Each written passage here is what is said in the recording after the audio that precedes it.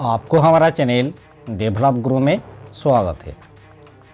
आज हम जानेंगे भारतीय रेलवे के महत्वपूर्ण रेल न्यूज। आखिर तक जरूर सुनेगा और अच्छी लगी तो लाइक, कमेंट, शेयर और सब्सक्राइब करेगा, क्योंकि ऐसे न्यूज में ही लाता रहता हूँ। तो चलिए शुरू करते हैं। गोरखपुर से आनंद विहार के बीच चलने वाली हमसफर एक्सप्रेस के यात्रियों के लिए राहत भरी खबर है। ट्रेन में फ्लेक्सी फेयर नहीं देना पड़ेगा। इस ट्रेन के प्रति यात्रियों का रुझान बढ़कर रखने के लिए रेलवे ने किराए के दरों में होने वाली वृद्धि पर रोक लगा दी है। राजाजी नेशनल पार्क के जानवरों की चिंता करते हुए रेलवे बोर्ड ने हरिद्वार से देहरादून के बीच पड़ने वाली पार्क के 16 किलोमीटर के क्षेत्र में ट्रेनों की गति 35 किलोमीटर प्रति घंटे रखने की घोषणा की है। बाकी के 35 किलोमीटर मार्ग पर ट्रेनों की गति 100 किलोमीटर प्रति घंटे रहेगी। दिल्ली रोहतक भाटिंडा रेलवे सेक्शन में लोकल और मेमू ट्रेन नहीं चलने से दैनिक यात्रियों में रोष है। दैनिक यात्री लगातार सामान्य दिनों की तरह ट्रेनों का संचालन करने और स्पेशल ट्रेनों में मासिक पास पर सफर करने की अनुमति देने की मांग कर रही है।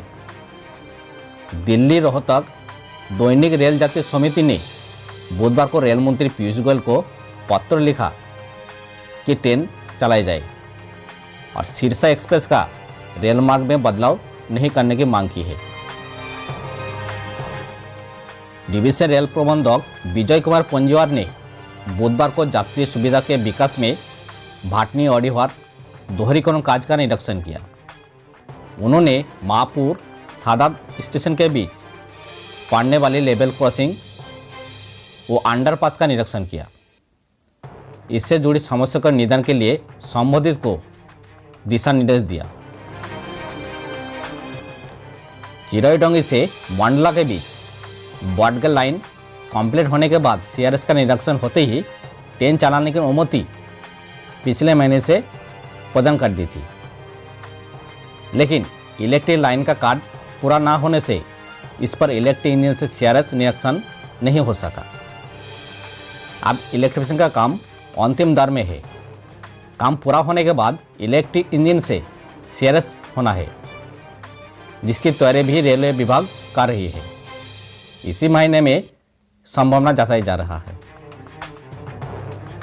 झांसी कानपुर रेलवे ट्रैक के दोहरीकरण के काम रेल विकास निगम के कार्यकारी निदेशक अनुराग गुप्ता ने निरीक्षण किया। उन्होंने उड़ई भुआ सेक्शन में दोहरीकरण के दौरान नई रेलवे ट्रैक का मोटर ट्रॉली से ट्रैक की गुणवत्ता व क्षमता को परखा। ट्रैक में डाली गई गिट्टी की गुणवत्ता व सिग्नल व्यवस्था को परखा। नई ट्रैक में जो कुछ भी खामियां देखी उनको जल्द ठीक करने के लिए अधिकारी को निर्देश दिया गया।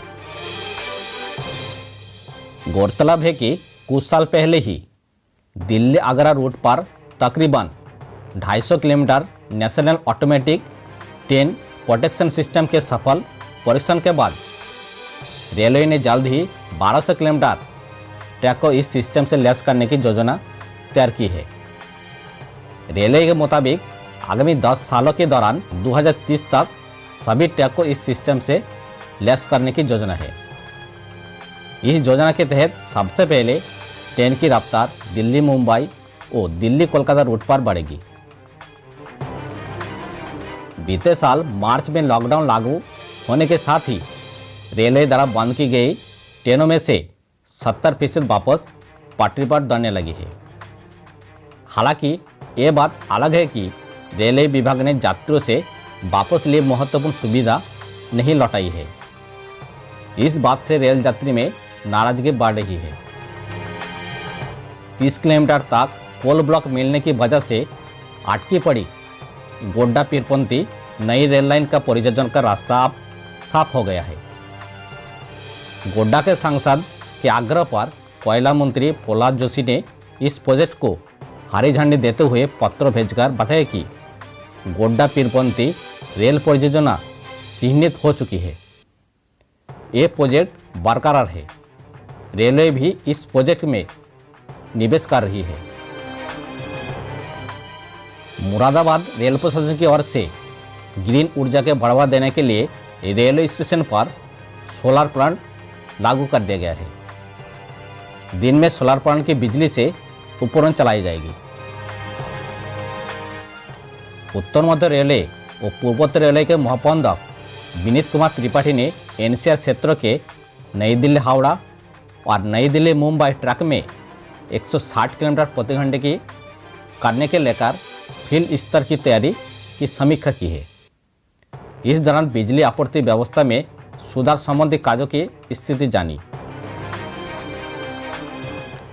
रेलवे ने अपने यात्रियों को बड़ी राहत दी है।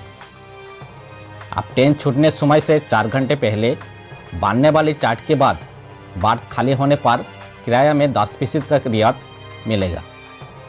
इस सुविधा का लाभ ट्रेन छूटने के आधे घंटे पहले तक करेंट टिकट लेने पर मिलेगा।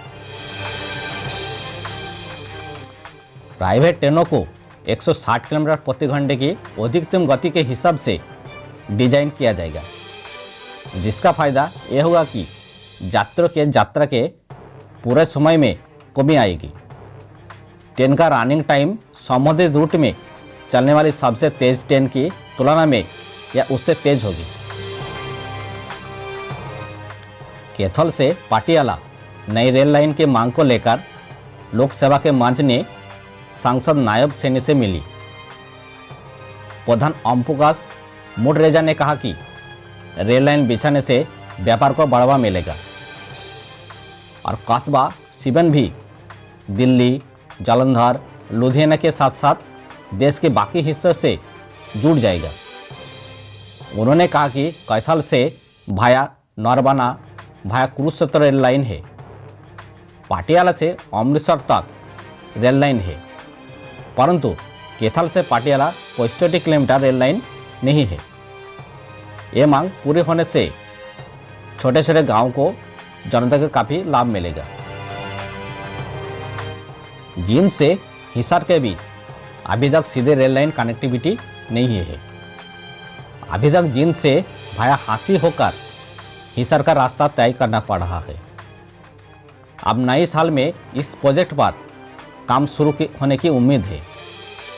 इसकी डीपीआर तैयार हो चुका है। डीपीआर को मंजूरी मिलते ही इस प्रोजेक्ट पर काम शुरू हो जाएगा।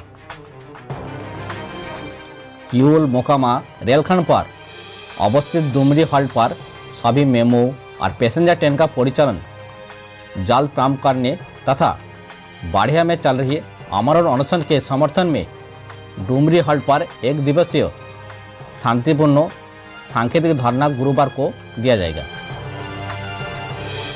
हिसार में सेक्टर 16-17 स्थित आरओबी पर गार्डर रखने और लेटर बिछाने के दौरान कर्मचारी की बड़ी लापरवाही सामने आई है। गार्डर रखने के दौरान सुबह करीब 11 बजे सेक्टर 16-17 की रेलवे फाटक के पास कोटा एक्सप्रेस ट्रेन गुजरती रही। ऐसे में इस दौरान हादसा हो सकता था। हालांकि विभागीय अधिकारी ने मामले की जांच करने की बात कही है। बुधवार को विशेष ट्रेन से मऊ जंक्शन पर पहुंचने डीआरएम बीके पंजिया ने मऊ जंक्शन का मुआयना किया। इस दौरान उन्होंने प्लेटफॉर्म, भटनी अड़ीहर दोहरीकरण, वॉशिंग लाइन की जांच की। तो कैसा लगा जरूर मुझे कमेंट करके बताइए। Thank you.